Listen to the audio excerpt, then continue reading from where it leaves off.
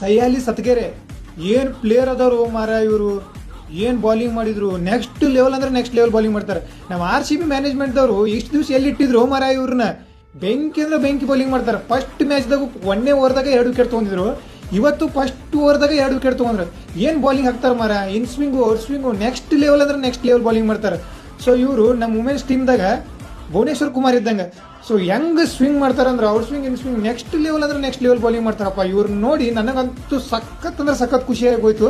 So ಇಟ್ಟು ದಿವಸ ಎಲ್ಲಿ ಇಟ್ಟಿದ್ರೆ ಅಂತ ನನಗೆ ಗೊತ್ತಾಗತ್ತಿಲ್ಲ. ಸೊ ಭಾರಿ ಅಂದ್ರೆ ಭಾರಿ ಬೌಲಿಂಗ್ ಹಾಕ್ತಾರೆ. ಸೊ ಬಾಕಿ ನಿಮಗೆ ಅನ್ಸುತ್ತೆ ಕೆಳಗೆ ಒಂದು ಕಮೆಂಟ್ ಹಾಕ್ರಿ ಗೈಸ್.